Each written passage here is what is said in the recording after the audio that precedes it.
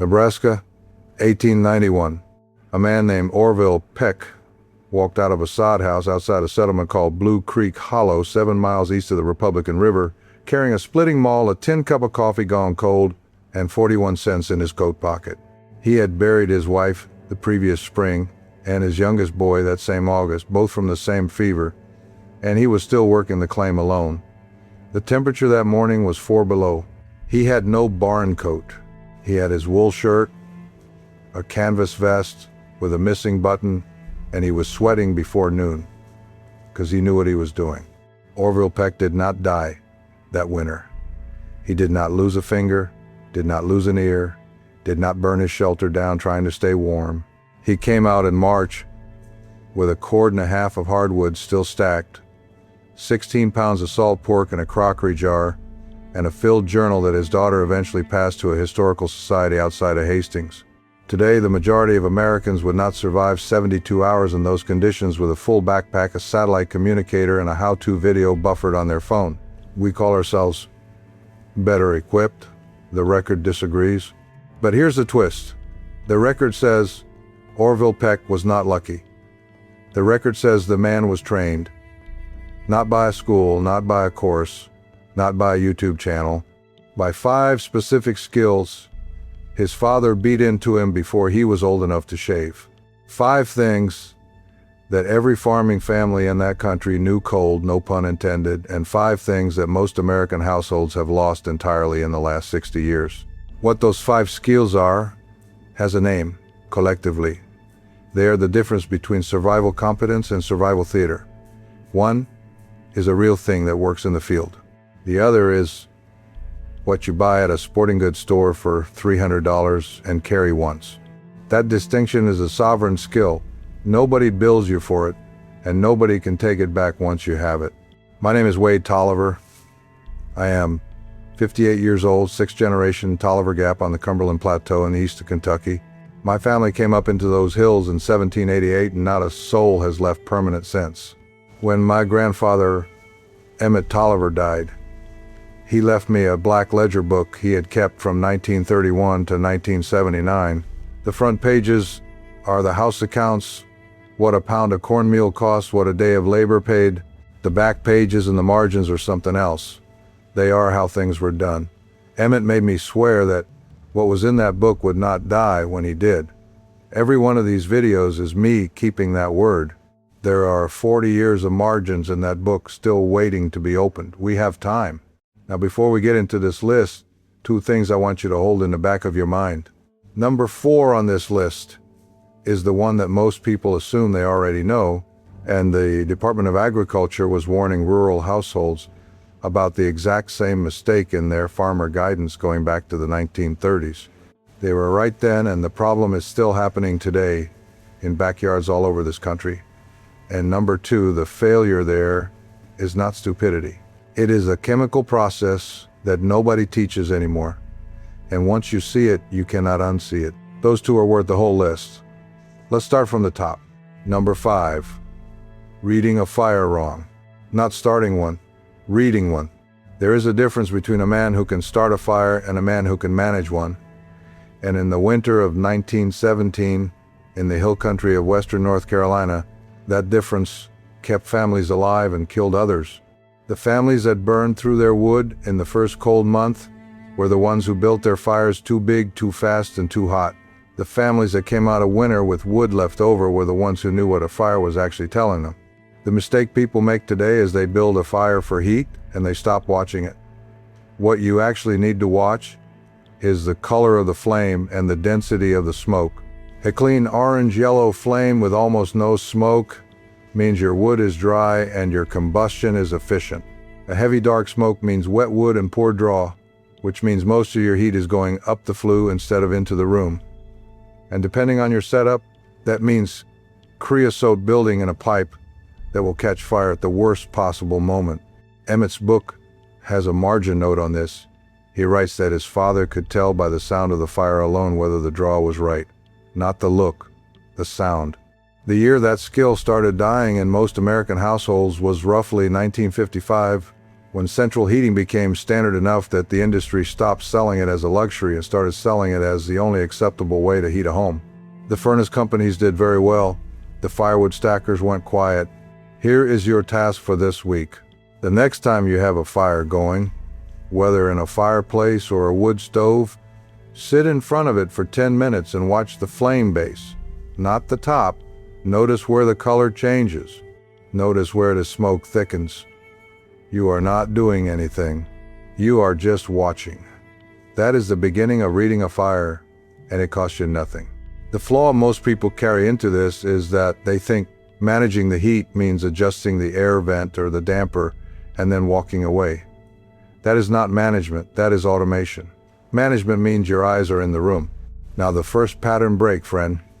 We are moving from things that are inconvenient to things that have put people in the ground. Pay attention from here. Number 4, judging water by how it looks. Kansas, 1935, drought country. A family named Brower, working a quarter section outside of a small community in the central part of the state, pulled water from the same creek their neighbors pulled from and assumed that clear water was safe water. 3 of the 5 children were sick within a week. The county health records from that period, which the state historical archives have documented extensively, show that waterborne illness was the leading cause of summer sickness in rural households throughout that decade. Not contaminated food, water. The failure is this: clear water is not safe water. That is the whole lesson, and it has been the whole lesson since before written records. What you cannot see in water is what kills you. The bacterial load, the runoff from upstream, the animal activity around the source that you never walked up to check. What rural households knew, and what the state extension services still publish guidance on, is a layered reading process. You check the source first, meaning you walk upstream before you drink downstream. You'd check the surrounding ground for animal sign. You'd check the temperature, because cold running water over rock is a better starting point than warm still water in a depression, and then you treat regardless. The boiling standard that the Department of Agriculture was recommending to rural households throughout that era was a full rolling boil maintained for at least 1 full minute at normal elevation and longer, closer to 3 minutes, at higher elevations where water boils at a lower temperature. That guidance is still current. The year this stopped being common household knowledge tracks almost exactly to the spread of municipal water systems through rural counties through the 1940s and 50s. Nobody needed to know the creek anymore. The pipe took care of it. The pipe companies and the municipal water authorities both made money on that shift, and the knowledge left with the well diggers. The flaw most people carry today is the assumption that if water tastes fine, it is fine. Taste tells you almost nothing about microbial content. It tells you about minerals and temperature and sediment. It does not tell you what is living in it. Not a conspiracy, neighbor. That is just how infrastructure works. Nobody hid the boiling rule from you. They just built a system where you never needed it, and 2 generations later the knowing is gone. There was no money in you keeping the skill. There was steady monthly revenue in you paying for the pipe. Number 3, wet cotton in the cold. Ohio, 1922. A river bottom county in the middle of the state. A man named Silas Croft, a hired hand on a farm outside a low-lying settlement near the Muskingum, went through river ice in November wearing a cotton work shirt and a denim jacket. He made it out of the water. He walked 400 yards to the nearest outbuilding.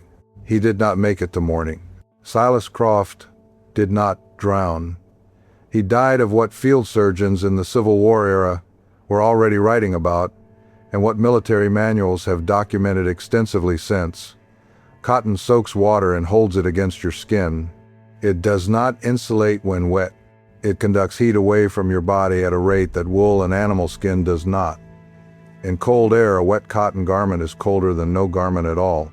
The families that survived hard winters in the hill country wore wool closest to their skin.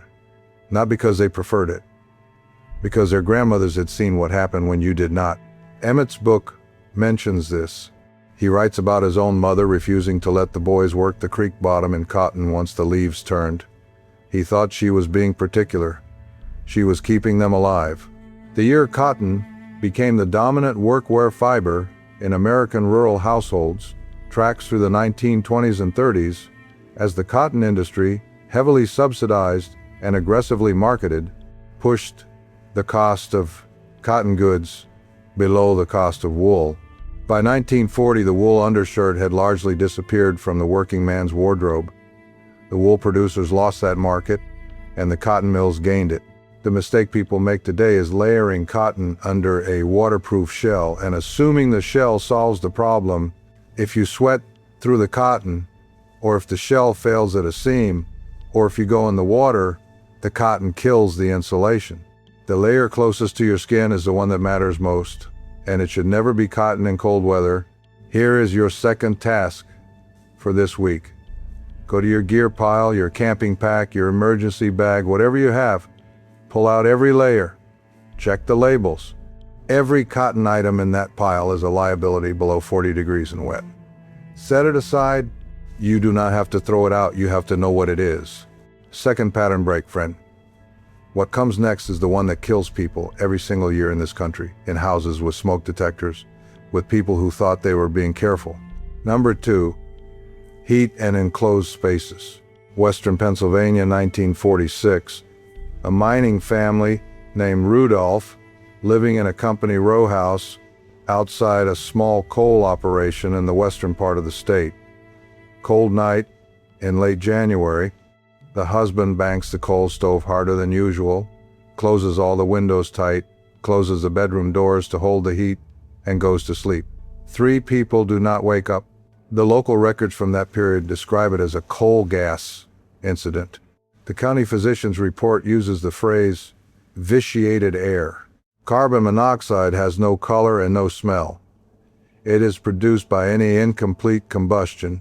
Coal, wood, propane, gasoline, charcoal, any heat source that burns in an enclosed space without adequate air exchange is producing some level of it.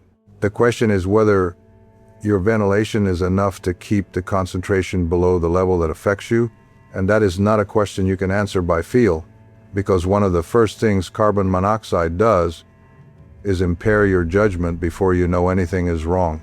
What the old-timers knew, and what shows up in farm almanacs across the South and the Midwest going back through the 1800s, is that you never fully seal a sleeping space with a burning heat source inside it. You leave a crack, not for comfort, for survival. A 1/4 inch at the bottom of a door, a window not quite seated, a flue that stays open, a crack even when you think you do not need the draw. The Department of Agriculture and the Bureau of Mines were both publishing guidance on this for rural households through the 1930s and 40s.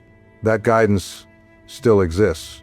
It became less common knowledge as electric heat and central forced air replaced open combustion in the bedroom, and that shift was complete enough by the 1960s that the knowledge went with the old stoves to the scrapyard.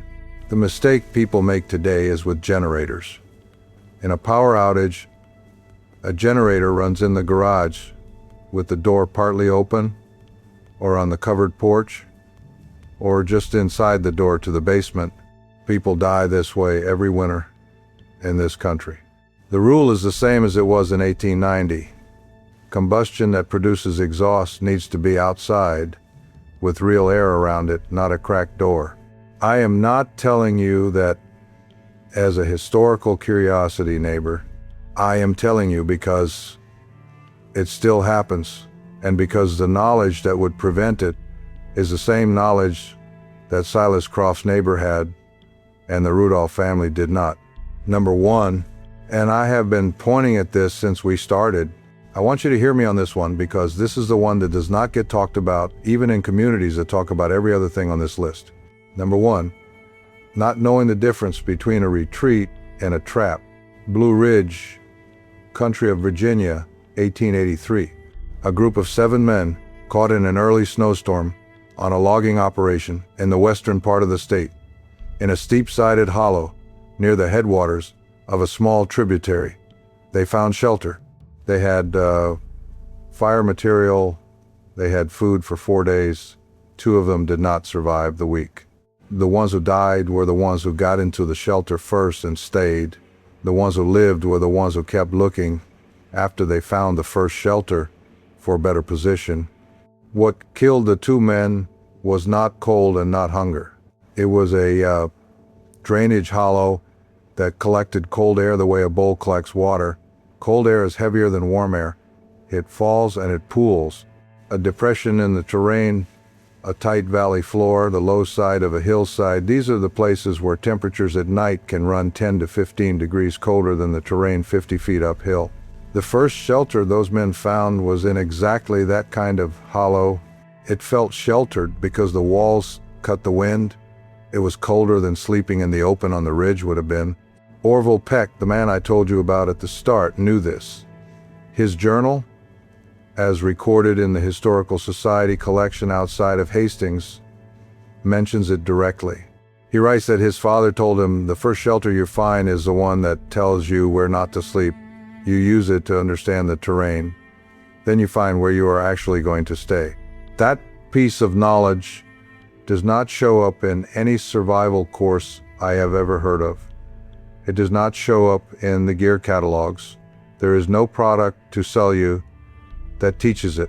It lives in the oral knowledge of people who worked those landscapes for generations. And it has been going quiet since those people stopped working those landscapes, which happened over the course of the 1950s and 60s as rural depopulation moved the farming generations into the cities.